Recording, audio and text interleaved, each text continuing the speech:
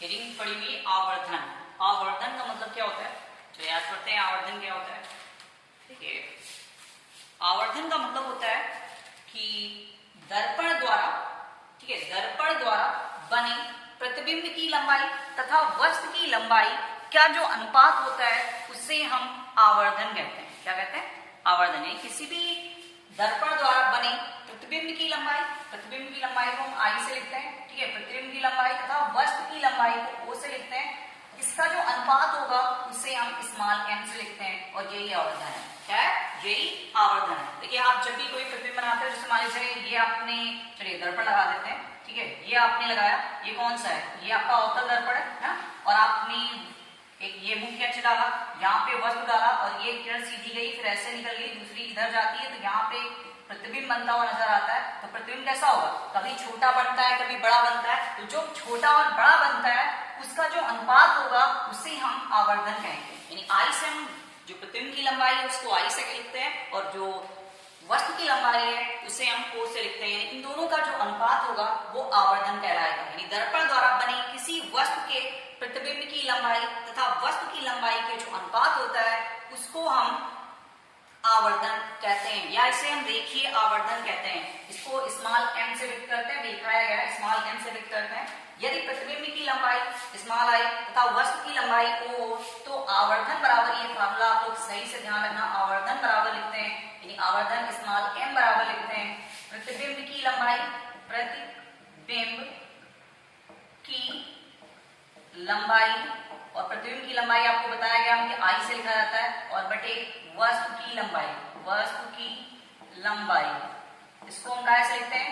ओ से लिखते हैं। और ठीक है, या इसको थोड़ा और अच्छे से लिख सकते हैं, एम बराबर, स्मॉल एम बराबर आई अपान ओ होता है, ठीक है, ये फार्मूला होता है। और अगर कहीं वस्तु जो है v के टर्म में है तो v अपान u लिखते हैं। क्या लिखते हैं? v अपान u लिखते हैं, ठीक है।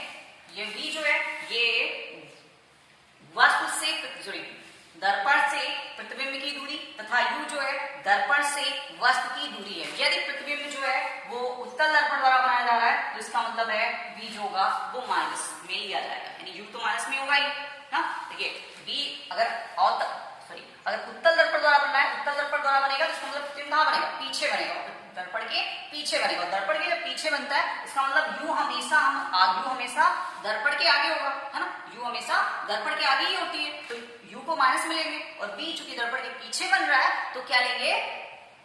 प्लस में लेंगे। तो एक प्लस में एक माइनस में तो क्या होगा? दोनों अपान में, एक ऊपर एक नीचे, तो माइनस में ही तो आएगा, माइनस v अपान u। अगर ये अवतल दर्पण होता और प्रतिबिंब आगे बन रहा होता तो फिर ये क्या होता? ये पॉजिटिव होता। क्या होता? पॉजिटिव होता। यानी आप फार्मूला याद रखेंगे कि m बराबर होता है आई अपान ओ बराबर होगा माइनस v अपान u। ये है अवतल दर्पण द्वारा प्रतिबिंब का, उत्तल दर्पण द्वारा प्रतिबिंब का बनना, ठीक है। यदि आवर्धन धनात्मक होता है तो प्रतिबिंब आभासी होता है। क्या होता है? यदि आवर्धन जो है वो धनात्मक होगा तो प्रतिबिंब आभासी होगा, और यदि आवर्धन ऋणात्मक है तो प्रतिबिंब वास्तविक होगा। समझ में बात आई नहीं आई? तो इस तरह से आप नहीं समझ पाए होंगे कि आवर्धन क्या होगा। चलिए नेक्स्ट हेडिंग है आपकी प्रकाश का अपवर्तन। इससे पहले आपको बताया गया प्रकाश का परावर्तन क्या होता है, तो उसकी आगे पहला ही लेसन भी चल रहा है, तो उसमें और आगे लिखना है प्रकाश का अपवर्तन। अपवर्तन क्या होता है? देखिए आपने देखा होगा कि दैनिक लाइफ में बहुत सारी जो प्रकाश आता है तो वो अपवर्तित हो जाता है ना, अपवर्तन हो जाता नहीं हो जाता। जैसे आपने पर्दा डाला हुआ है तो पर्दा डालने का मतलब है कि कुछ प्रकाश जो है वो पर्दे के पीछे भी होता है ना, तो उसको क्या होगा? इसका मतलब है कि प्रकाश जो है वो पर्दे को अंदर प्रवेश किया और प्रवेश करने के पश्चात पीछे चला गया, यानी उसका क्या हो रहा है? अपवर्तन हो रहा है, ना कि परावर्तन हो रहा है। समझ में बात आई नहीं है? तो अपवर्तन का मतलब ये हुआ कि जब कोई प्रकाश की किरण एक माध्यम से दूसरे माध्यम में प्रवेश करती है तथा वह अपने मार्ग में सिर्फ थोड़ा विचलित होती है, प्रकाश की जो ये घटना घट रही है उसे हम प्रकाश का अपवर्तन कहते हैं। यानी प्रकाश की किरण, जब प्रकाश की कोई किरण एक माध्यम से दूसरे माध्यम में प्रवेश करती है तो वह अपने मार्ग में थोड़ा विचलित हो जाती है। जो प्रकाश की यह घटना जो होती है वो प्रकाश का क्या कहलाती है, अपवर्तन कहलाती है। समझ में आता है? इसलिए बोर्ड पे प्रकाश डाला जाए तो बोर्ड पे प्रकाश पढ़ने के पश्चात वो क्या हुआ, वापस आ जाता है, तो ये उसका परावर्तन हो गया, ना कि अपवर्तन हुआ। अगर प्रकाश इस पे डाला जाए और प्रकाश जो है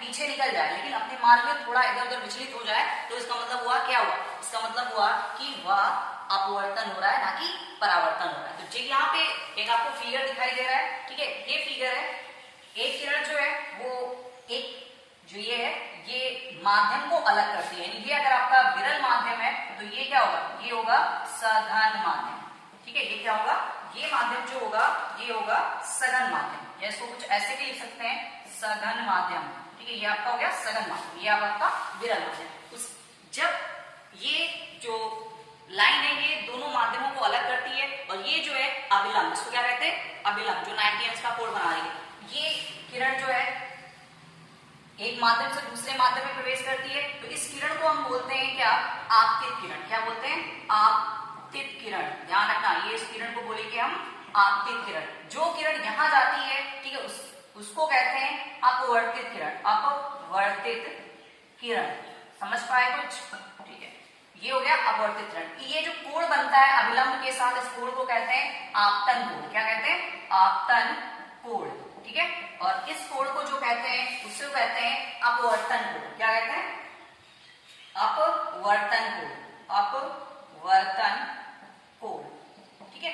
अब ये प्रकाश की किरण जो है एक माध्यम से गई, एक माध्यम से चलना स्टार्ट किया और दूसरे माध्यम में प्रवेश किया, लेकिन प्रवेश करने का मतलब प्रकाश की किरण ऐसे जानी चाहिए थी, लेकिन क्या हुआ, वो अपने मार्ग में थोड़ा विचलित हो गई, और विचलित होने का मतलब ये हुआ कि यहाँ पे प्रकाश का जो है वो अपवर्तन हो रहा है, परावर्तन नहीं हो रहा है। अगर परावर्तन हो रहा होता तो इसका मतलब है किरण जो है यहाँ से आई थी, इस माध्यम से टकराने के पश्चात सीधा वापस यहाँ पहुंच जानी चाहिए, तो वो प्रकाश का परावर्तन होगा, क्या होगा, प्रकाश का परावर्तन होगा। जबकि यहाँ पे वो अभिलंब की ओर झुकती हुई प्रतीत हो रही है, यानी इसका मतलब ये हुआ प्रकाश की किरण विरल माध्यम से सघन माध्यम में प्रवेश करती है तो वह अभिलंब की ओर क्या हो जाती है, झुक जाती है। यदि प्रकाश की किरण ये माध्यम मान लीजिए सघन होता, ये विरल होता, तो क्या होता, तो वह अभिलंब से दूर हट जाती, यानी प्रकाश की किरण यहाँ से जानी चाहिए थी।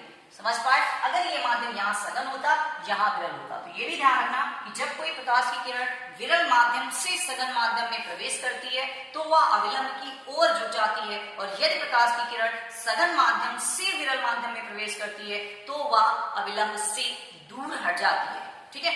तो ये जो घटनाएं घट रही हैं इनको हम कहते हैं प्रकाश का अपवर्तन। जब कोई प्रकाश की किरण, ठीक है, जब कोई प्रकाश की किरण एक पारदर्शी माध्यम से दूसरे पारदर्शी माध्यम में जाती है तो वह अपने मार्ग में विचलित हो जाती है, इस घटना को प्रकाश का अपवर्तन कहते हैं। क्या कहते हैं, अपवर्तन कहते हैं। इसके दो नियम है, ठीक है, इसके दो नियम है। पहला नियम यह है कि आपतित किरण, ये वाली जो किरण है, ये वाली, ये आपतित किरण, ठीक है, अपवर्तित किरण, ये वाली किरण, अपवर्तित किरण, तथा आपतन बिंदु, ये वाला बिंदु जो होगा वो तीनों एक ही तल में होगा, यानी ये जो बिंदु होगा, आपतित किरण, अपवर्तित किरण तथा जो अभिलंब या आपतन बिंदु जो होगा वो क्या होगा, एक ही बिंदु पर होगा। तो ये उनका पहला नियम है। सेकंड नियम है कि आपतन कोण की ज्या, आपतन कोण की ज्या, यानी इसकी बात कर रहे हैं, यानी इसका ज्या का मतलब होता है साइन से, किससे, साइन। जैसे आप कॉस लिखते हो, कॉस का मतलब होता है कोज्या, कॉस को बोलते हैं कोज्या और साइन को बोलते हैं ज्या। तो आपतन कोण की ज्या यानी आई, यानी साइन आई की बात की जा रही है, तथा अपवर्तन कोण की ज्या यानी आर, यानी ये बात की जा रही है साइन आर की बात की जा रही है, ठीक है। अपवर्तन कोण की ज्या का अनुपात, ये जो है अनुपात में हो गया, नेतांक होता है, यानी n बराबर साइन आई 5 साइन आर लिखते हैं। n का मतलब होता है अपवर्तनांक, क्या होता है, अपवर्तनांक, ठीक है, समझ पाए। यानी आपतन कोण की ज्या तथा अपवर्तन कोण की ज्या का अनुपात एक नेतांक होता है जिसे स्मॉल n से लिखते हैं, और n फॉर अपवर्तनांक होता है जो सभी पदार्थों का कुछ अलग अलग होता है। इसे स्नेल का नियम भी कहते हैं। किसका नियम, इसे स्नेल का नियम कहते हैं। इसका नियम कहेंगे, स्नेल का नियम कहेंगे। तो इसके दो नियम है, यानी आपतन कोण और आपतन कोण की ज्या तथा अपवर्तन कोण की ज्या का अनुपात एक नेतांक होता है, तथा आपतित किरण, अपवर्तित किरण तथा अभिलंब या आपतन बिंदु तीनों एक ही तल में स्थित होते हैं। तो ये है प्रकाश का अपवर्तन।